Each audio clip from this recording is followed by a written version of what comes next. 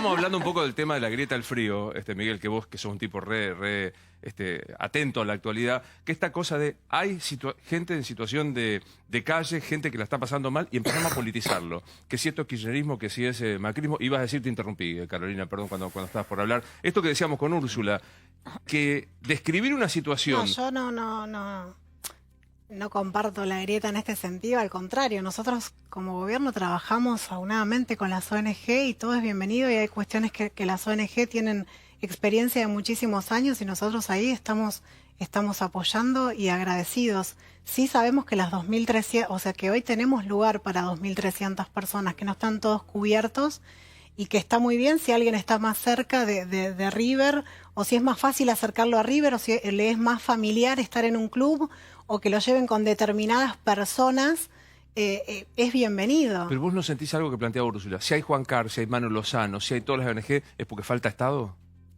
Yo creo que trabajamos mancomunadamente con todas las ONG. El Estado abre sus puertas a las ONG, apoya de las ONG y entiende que hay un montón de cuestiones donde hay mucha experiencia y Juan Carr en este tema y en muchísimas otras las tienes y es un apoyo para el gobierno. No creo que sea una cuestión de grieta. Creo que son muy poquitas las voces que se manifiestan en ese sentido. Digamos, pero digo, y Ofelia, a este planteo que hacía Úrsula, digamos, si hay tanta solidaridad privada, o como lo decía Fátima, es porque falta una política que te dé una mano. Sí, desde ya, o sea, con el tema de la grieta me parece que no es equiparable en el sentido de que hacerle un reproche a quien gobierna no es lo mismo que al revés, me parece. Y esa como creo que es la diferenciación. Creo que la interpelación es en ese sentido, son los que tienen la capacidad y la responsabilidad de ello.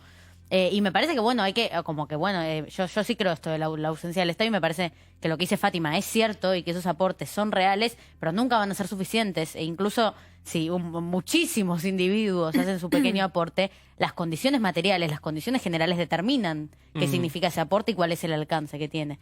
Sobre todo porque no a todos lados se llega y quizás hay lugares en el país en los que no hay tal River Plate, ¿no? Digo, entonces, en ese sentido me parece que tiene que haber una política estructural e integral en relación a eso y que tiene que venir sin lugar a dudas del Estado. Vos que sos más sanito que todos nosotros, Miguel, y que has vivido afuera y ahora te vas y nos vas a contar tu decisión de ir, ¿cómo vivís esta polémica, digamos, frente a un hecho que debería ser unánime, que es que no puede haber gente que se muere de frío en la calle o que duermen en la calle? ¿Cómo vivís esta polémica que se genera? Sentido común. El sentido común me dice, yo viví 50 años aquí, yo nunca he visto el país en la situación en que está, nunca. Es muy triste, teníamos una enorme pujanza en la cultura, teníamos una enorme pujanza en las profesiones, en los oficios, en los altos oficios. Era un país que producía de todo internamente y que además tenía su caudal de vaquitas y de agro y todo eso, y en muchos momentos fue solución para el hambre de muchos lugares del mundo. Yo recuerdo, qué sé yo, son muy jóvenes y... El más viejo soy yo, así que... No, el más viejo soy yo. Y lejos. Yo recuerdo que mi padre me decía, tenés que estudiar idiomas, En mi época se refería a 1920, 1925, 1930. Quien no hablaba 3 idiomas tocaba 3 instrumentos.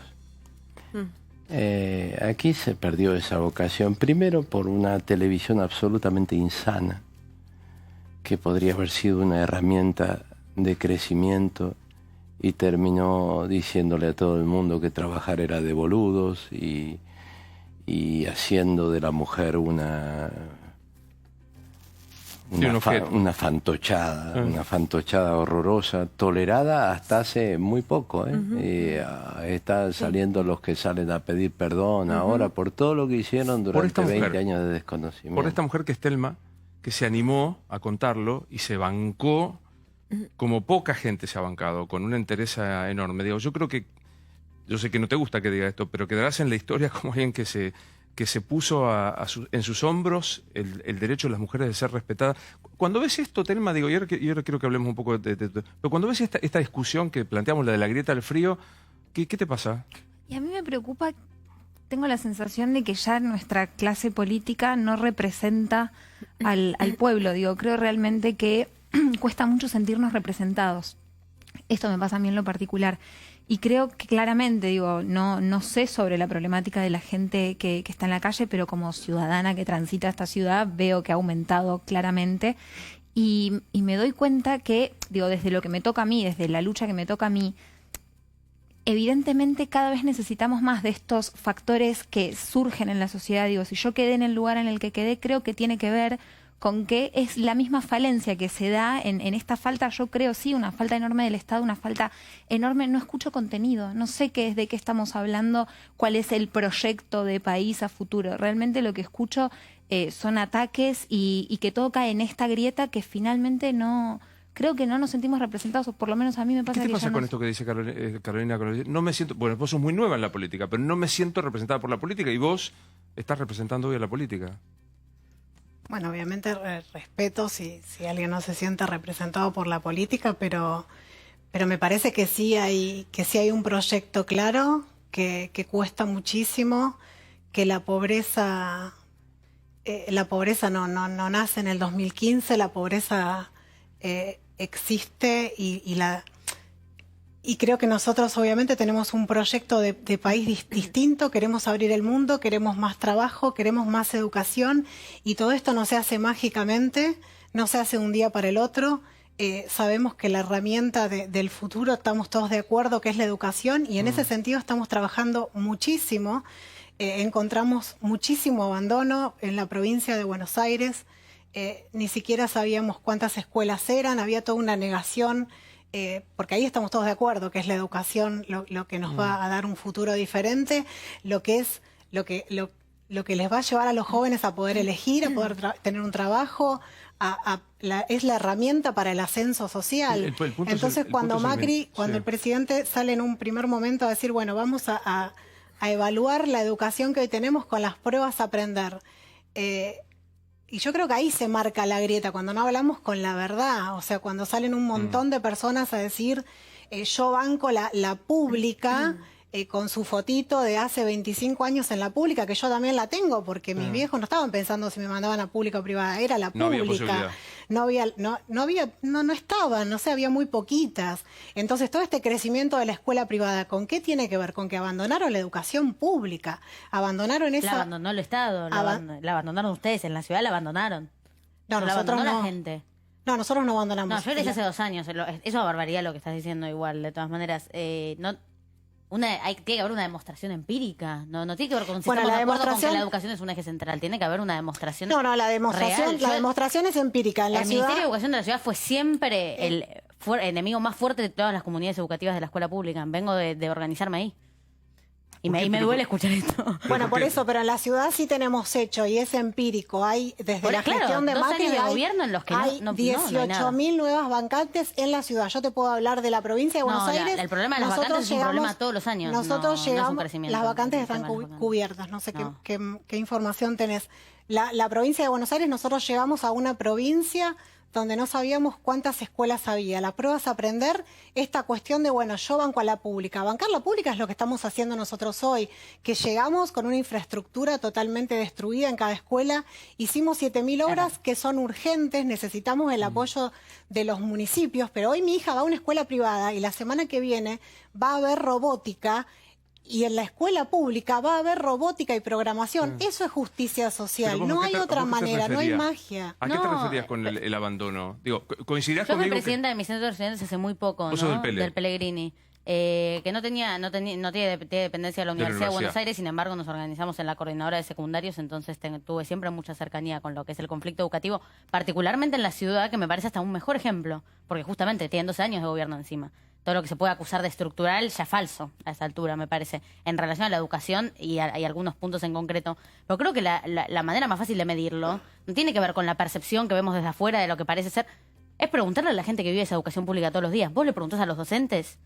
Y te dicen que es una barbaridad. Le preguntás a los centros de estudiantes, te dicen que es una barbaridad. Hasta los mismos directivos dicen que la forma de funcionar que tiene el Ministerio de Educación de la ciudad es una vergüenza. Jamás consultan absolutamente nada. Yo de verdad intento no caer en la grieta, pero yo tengo una pasión también por el tema educativo. Sí.